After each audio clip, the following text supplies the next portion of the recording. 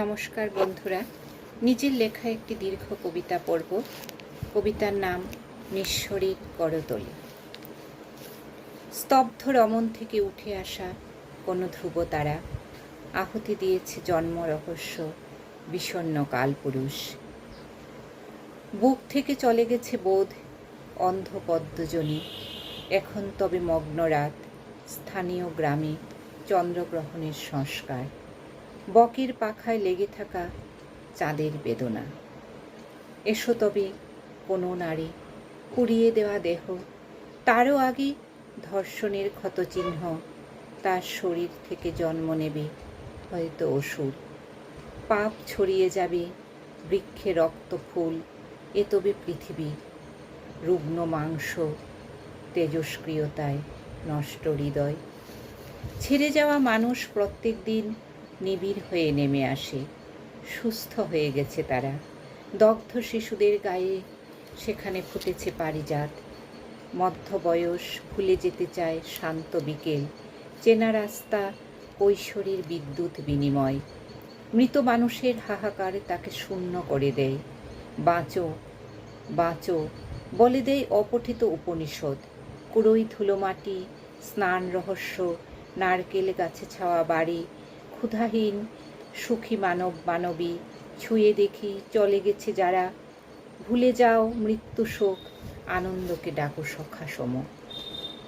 ফিরতে ফিরতে অসংলগ্ন হচ্ছি, শুনিনি শ্লোক, অজানা থেকে আসা ওম। সামবেদে কিছু সমাপতন, নীরবে প্রাণবায়ু। বুনে নিচ্ছি রম্যজাল, সুলভ আশ্রয়, অশ্রুহীন একা থাকার ঘনঘোর অভ্যাস। জেগে ওঠা প্রশান্ত মহাসাগর, ঢেউয়ের ভেতর আগুন তোলপাড়। লাভা কিছু জানে আমাদের কথা, ঘন হয়ে তাই চেপে ধরে কণ্ঠ। যুদ্ধে ধ্বংস হয়ে যাওয়া দেশ, কিছু অধিবাসী হঠাৎ রিফিউজি। আঙুরের ক্ষেত, শস্যের উঠোন, গ্রীষ্মের চেনা দাবদাহ।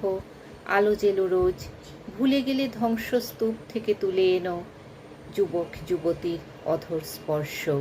মৃত বিশ্ব কিন্তু জেগে আছে পৃথিবী। জ্যোৎস্না বয়ে আনে আদরের গান। রূপকথার ভেতরে কোনো এক রাক্ষসী গিলতে থাকে বর্ণমালা হারানো হাত। ভেতর থেকে কুড়ে আনি বেঁচে থাকার উৎসাহ।